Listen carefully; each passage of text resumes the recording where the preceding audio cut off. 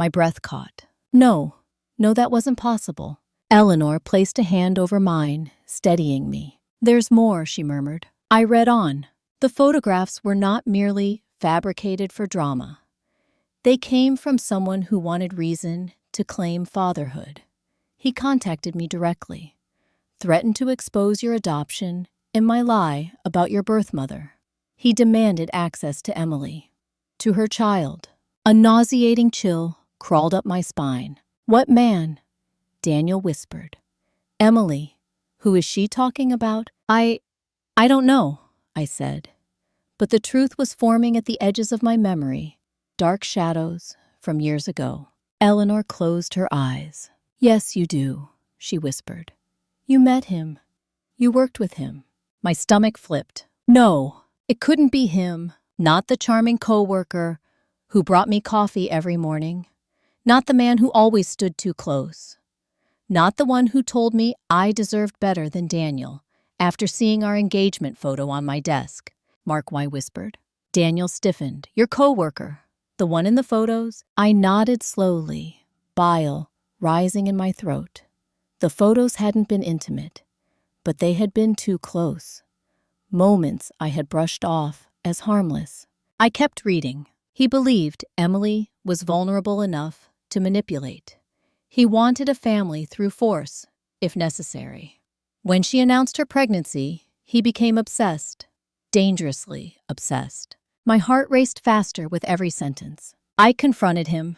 I told him if he didn't stop, I would expose him. But he said something that terrified me. If the baby isn't Daniel's, it can be mine. I nearly dropped the letter. He wanted custody, Daniel whispered, horrified. Eleanor nodded. More than that. He wanted ownership. I continued. He forced me to help him. He threatened me. He threatened you. And I made the worst choice of my life. I gave him what he wanted, a reason to believe the child wasn't Daniel's. I stopped reading. I couldn't breathe.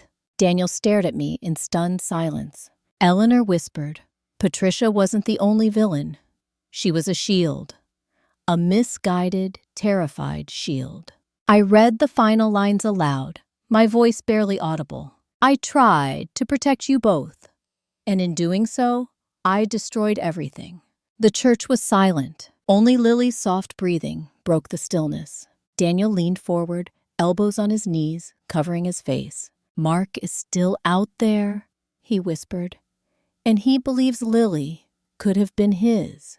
I felt my heart slam against my ribs. Eleanor took a trembling breath, and Patricia knew he would come back someday. That's why she left the letter. Because the biggest threat wasn't her lies. She looked at my daughter, sweet, innocent Lily. It was the man who wanted to steal what was never his. And in that moment, I realized the storm Patricia started all those years ago was far from over. After reading Patricia's letter, I felt as if the air inside the little chapel had vanished. My lungs burned. My heart pounded an uneven rhythm that frightened me. Lily shifted in my arms, sensing the tension, her small hand brushing my cheek, as if to bring me back from the edge. Daniel stared at the pew in front of him, motionless, his hands folded together so tightly, his knuckles turned white. Eleanor quietly wiped her eyes with a handkerchief, the tremor in her fingers betraying her attempt at composure. Mark, the man I once thought of as a harmless coworker, the man who smiled too easily, the man who lingered too close, the man who told me more than once, "You deserve someone who really sees you, Emily." I used to dismiss it as inappropriate friendliness.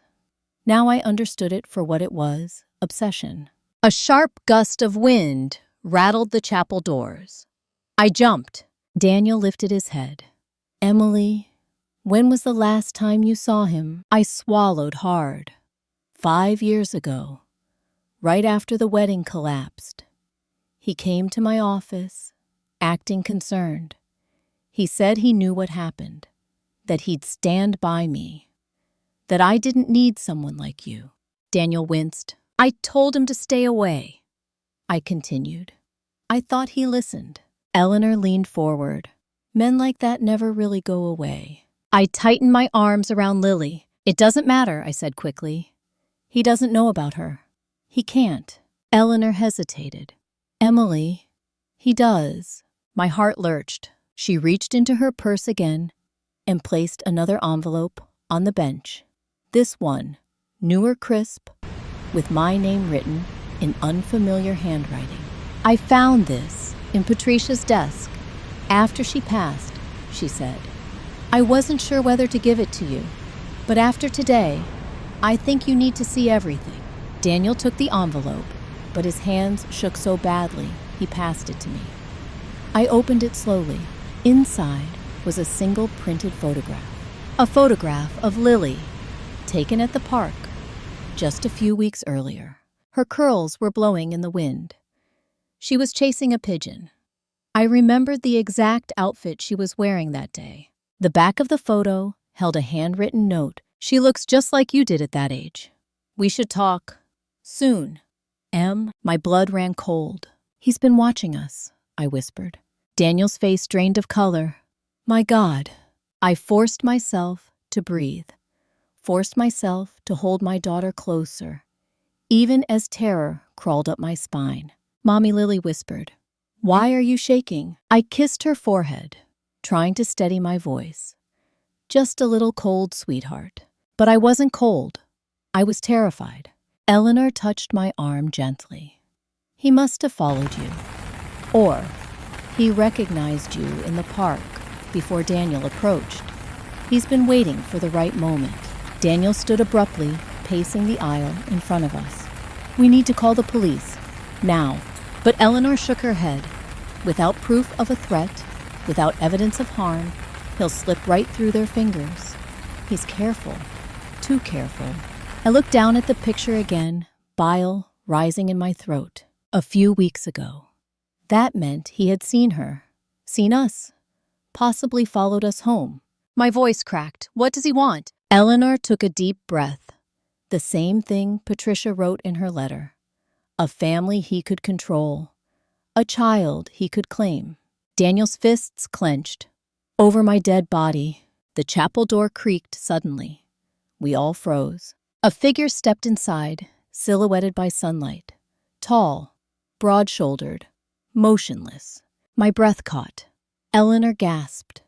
Daniel stepped between me and the figure without hesitation. The man took one step forward, but then a familiar voice echoed through the chapel. Emily. Daniel. Is everything all right? It was Father O'Connor, the chapel caretaker, an elderly priest who lived on the property. The tension snapped. Daniel exhaled shakily and waved him off. We're fine, Father, just talking. The priest nodded, unaware of the fear he had just interrupted. Well, take your time. I'll be in my office if you need anything. When he left, the silence was suffocating. I looked at Daniel. He could have followed us here. He could be anywhere, Daniel muttered. Eleanor sighed. This is why I wanted you to know the truth. Not to frighten you, but to prepare you. I glanced at Lily, her eyelashes fluttering, her little hands curled around her rabbit. I would not let anyone take her. I would burn the world down before I let that happen. Daniel sat beside me again. Emily, we're not alone in this anymore. Whatever happens next, we face it together. His eyes met mine, not as the man who once left me standing at the altar, but as a father. A real father.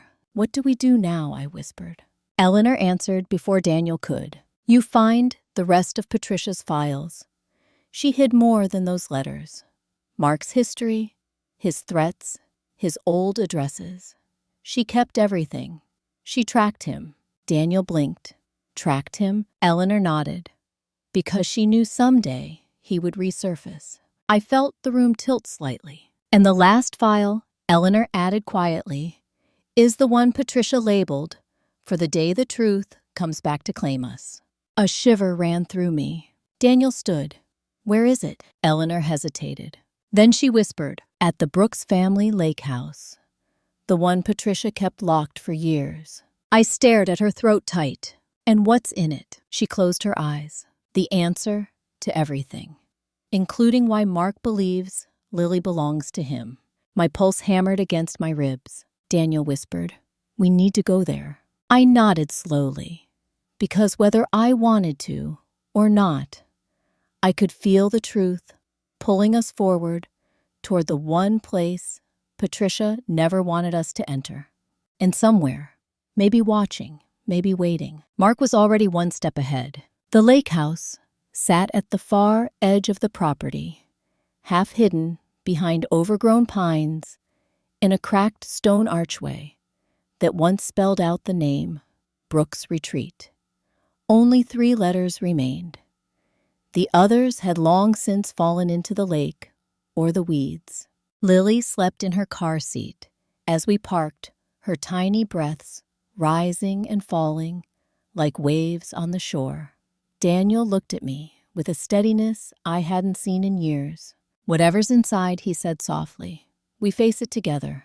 Eleanor stayed behind in her car, too weak to follow, but watching us with a mixture of hope and fear that tightened something inside my chest. The front door groaned open. Dust floated through the air like old memories refusing to settle. The house felt frozen in time, like Patricia had tried to preserve a world that had never truly existed. Framed photographs of Daniel as a child, stacks of financial files, locks on interior doors that made no sense. And finally, the hidden cabinet. Daniel found it behind a false wall panel, exactly where Patricia's diary claimed it would be. Inside was a fireproof box, heavy and cold. My hands shook as he opened it. There were files, folders, photographs, receipts, and a thick envelope labeled in Patricia's handwriting, "For the day the truth comes back." Daniel exhaled slow and shaky. "Go ahead," he whispered. "Open it." I did. Inside were documents outlining years of restraining order attempts, none approved, all denied.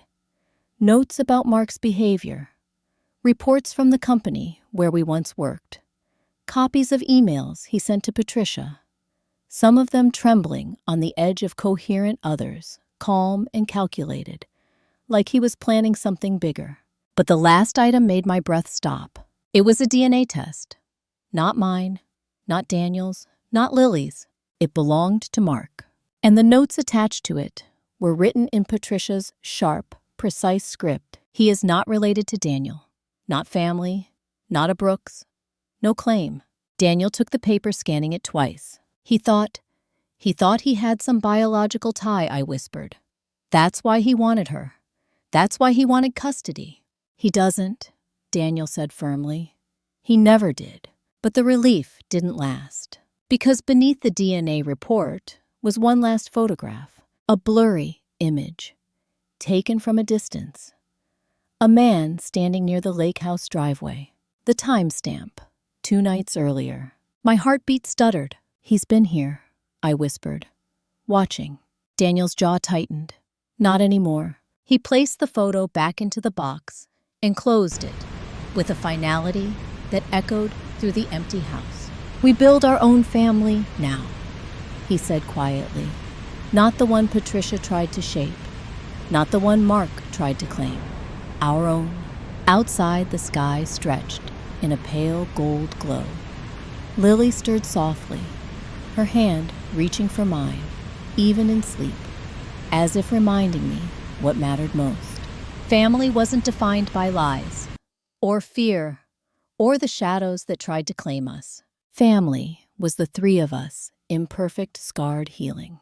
As we walked back to the car, I glanced over my shoulder at the silent woods, at the narrowing path, at the last shimmer of lake water between the trees.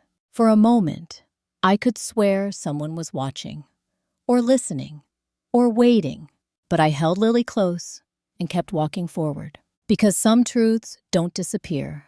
They follow you until you're ready to face them. And ours, whatever comes next, is far from over.